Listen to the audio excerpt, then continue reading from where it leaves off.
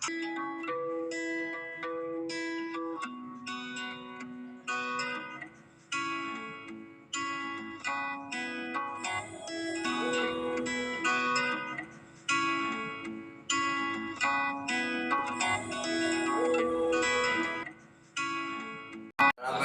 warahmatullahi wabarakatuh.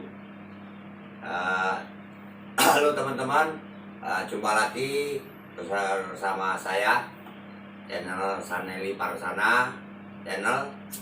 Yang kali ini teman-teman kita mau menyampaikan masalah tentang keunikan bambu, pendapatan pembulangan saya di saat-saat dulu yang belum pernah saya tayangkan dan saya janjikan kepada teman-teman dan saudara-saudara semua. Cuman sebelumnya teman-teman, saya doakan mudah-mudahan teman-teman semua selalu sehat selalu dan juga bahagia dimanapun Anda berada. Cuman di sini agar terdukung video kami dan bisa terdukung kegiatan-kegiatan kami selanjutnya untuk mengakses video saya, minta dukungan kepada teman-teman dengan cara yaitu like, subscribe, dan komen, share agar terdukung video-video kami dan kegiatan kami selanjutnya. Jadi gini teman-teman, sebelum kita cerita ini santai, sebelum kita cerita untuk apa kegunaan sih bambu yang didapatkan waktu pembulangan yang pernah saya janjikan dulu kepada teman-teman, yang nantinya akan saya sampaikan juga satu persatu. Kemarin udah ada beberapa bambu yang saya sampaikan dan ini juga saya sampaikan. Cuman sebelumnya kita santai aja teman-teman sambil ngopi-ngopi, karena kita cerita sambil ngopi, kopi kapal api ya. Jadi supaya santai membuat kopi dulu. Jadi sambil ngopi dan sambil cerita kita santai teman-teman. Intinya kalau kita ngopi sambilan itu cerita akan enak. Jadi kita membuat kopi kapal api ya.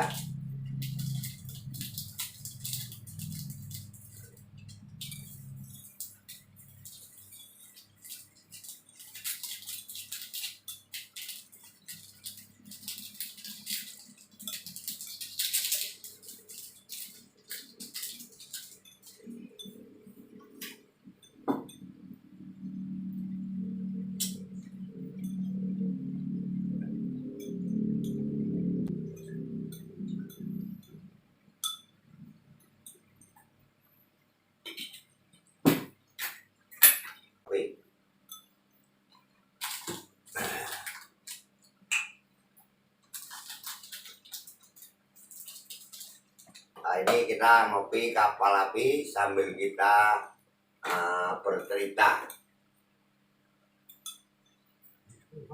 Yuk.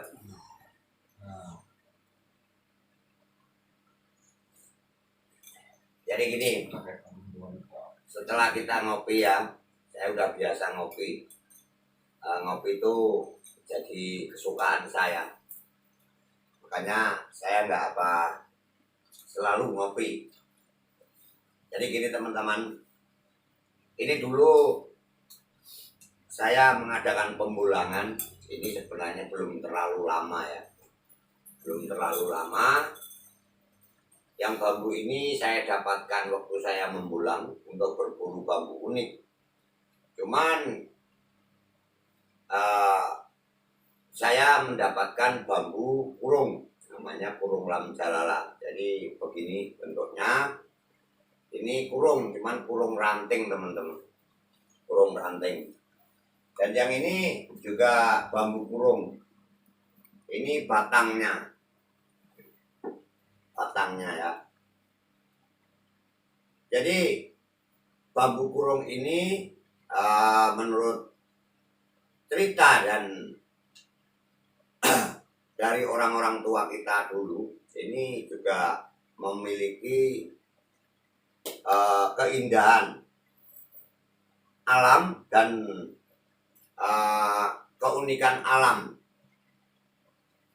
yang tak terbatas sehingga membentuk bambu ini sedemikian rupa di alamnya sana. Cuman ketika saya membulang bambu untuk berburu bambu unik, untuk berburu bambu petuk, tidak menemukan bambu petuk. Cuman saya menemukan bambu ini, teman-teman.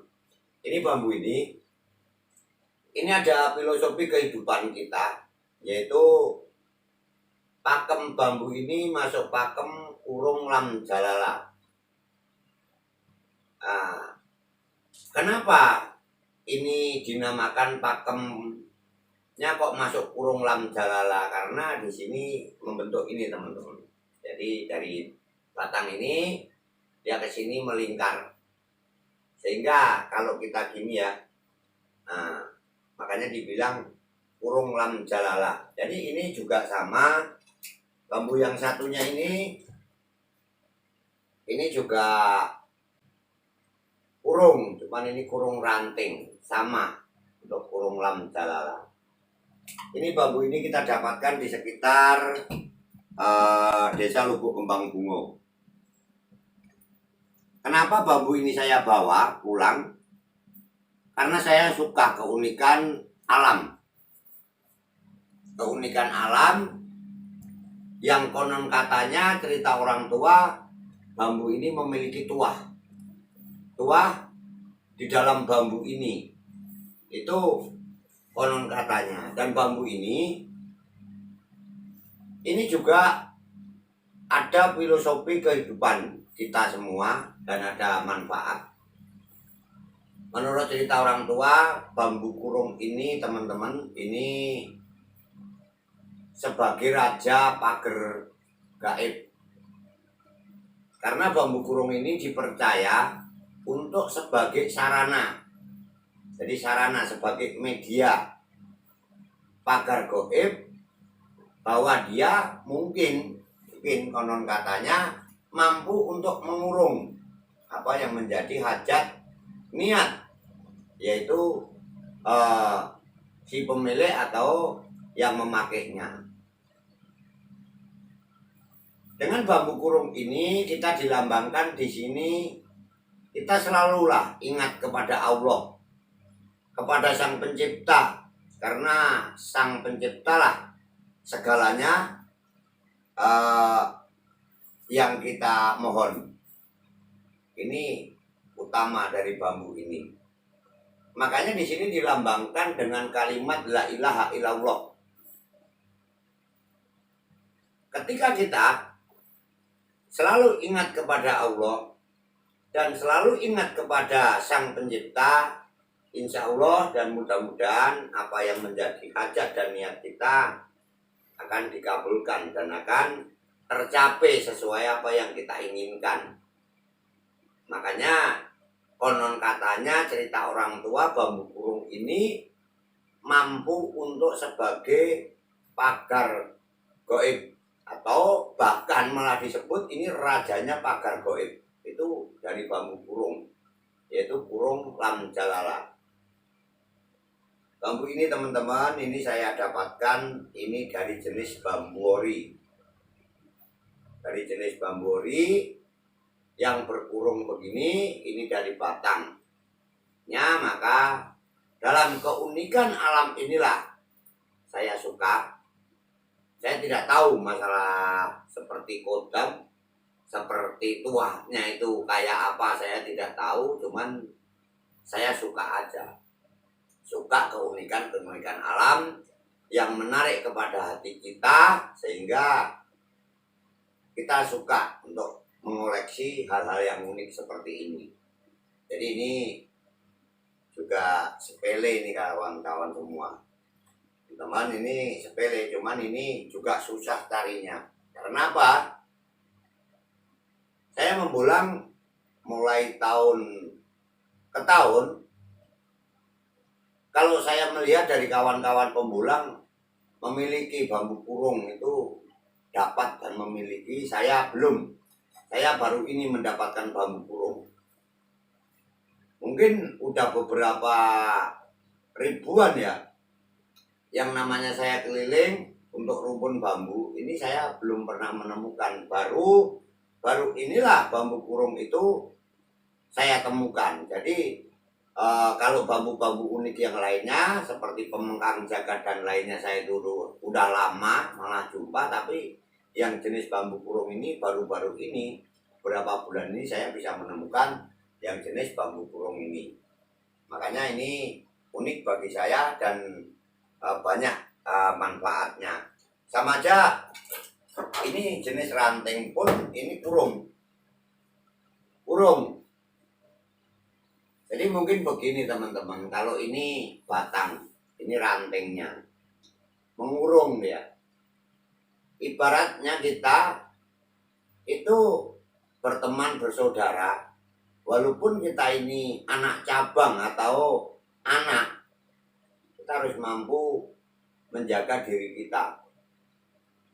Mampu menjaga diri kita, bahkan mampu dan bisa berguna kepada yang lain, mungkin begitu. Makanya ada bambu kurung namanya kurung lam jalala. Ingatlah kepada Sang Kuasa, ingatlah kepada Allah karena segalanya adalah milik Allah. Itu filosofi yang saya tahu yang di bambu itu. Karena ketika manusia tahu kepada Sang Pencipta, tahu kepada Allah, apapun yang diinginkan itu pasti tercapai. Cuman kalau orang-orang tua dulu permohonan itu mempunyai dan harus ada media, artinya harus ada sarana. Nah, sarana dan medianya ya kayak gini. Makanya setiap benda itu bisa untuk sarana lain-lain sesuai apa yang dibutuhkan atau yang membutuhkan. Itu sepengetahuan saya begitu. Karena sarana harus ada media. Media itu adalah sarana. Jadi harus ada apa yang sebagai sarananya. Kalau zaman dulu orang-orang tua kita ini menyampaikan hal-hal kayak gitu. Jadi ketika kita punya permohonan, punya doa, itu pasti akan tercipta yang baik, terlaksana yang baik, tapi sarana harus ada. Cuman satu-satunya ingatlah sama Yang Kuasa. Karena itulah bambu ini terciptakan. Dan bambu ini teman-teman, kalau ini berbentuk bambu, saya nggak tahu ya, tua itu nggak tahu. Cuman bambu ini konon katanya bambu yang berbentuk kayak ini tidak perlu seperti cerita orang. Memang ada yang namanya untuk buat media pasti ada doanya dan ada istilahnya cara memakainya itu pasti ada. Nah, cuman bambu ini cara merawatnya saya dari dulu nggak mau yang merawat bambu-bambu yang unik, yang suka ini kok kita pernis, kita istilahnya kasih bahan-bahan apa supaya mengkilat, supaya pantas, saya nggak mau. Jadi saya rawat dengan alami aja. Rawat dengan alami, karena ini filosofi. Jadi nggak saya cat, nggak saya pernis. Jadi apa yang ada, karena kalau memang bambu itu ada tuahnya teman-teman, saya pernah melihat sendiri dan pernah diceritai orang tua, bambu ini belum tentu lapuk di dalam satu umur manusia kalau memang bambu itu bertuah.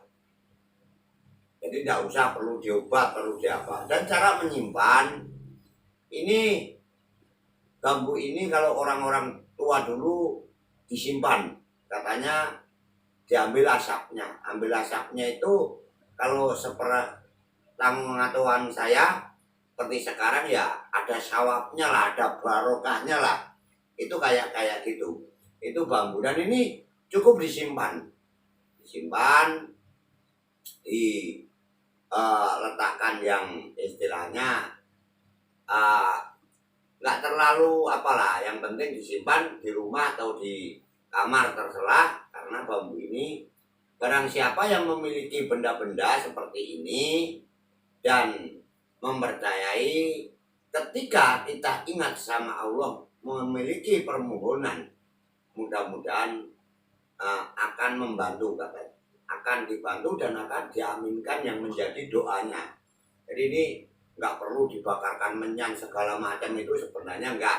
Cuman suruh menyimpan, karena kalau cerita orang tua kami, barang siapa yang memiliki dan menyimpan benda-benda semacam ini. Dan ini dibilang kepada orang-orang tua dulu, ini termasuk pusaka alam. Wah, pusaka alam alami yang tidak direkayasa, tidak dibuat-buat kepada manusia, sehingga ini murni dari alam, dari Sang Pencipta.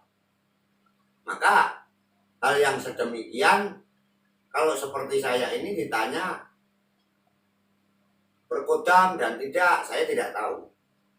Dan kalau jujur ya jujur, sebenarnya kodam itu juga kita ada yang mempercayai dan ada mungkin yang tidak, teman-teman. Cuman secara deteksi kodam memang sebenarnya gampang bagi orang yang udah tahu dan yang tahu. Dan oh ini berkodam, ini enggak, itu memang ada perbedaannya. Itu bedanya. Cuman sedemikian bukan juga setiap orang juga tahu, itu tidak. Makanya kodam itu memang ada dan tidak bisa kita coba-coba namanya kodam. Tapi saya keunikan, saya nggak tahu kodam. Yang jelas yang saya pakai itu, yang saya sukai keunikan ini, keunikan alam yang tak terbatas, sehingga membentuk keunikan-keunikan itu bagi saya. Karena ini unik, ini teman-teman cuman begini unik.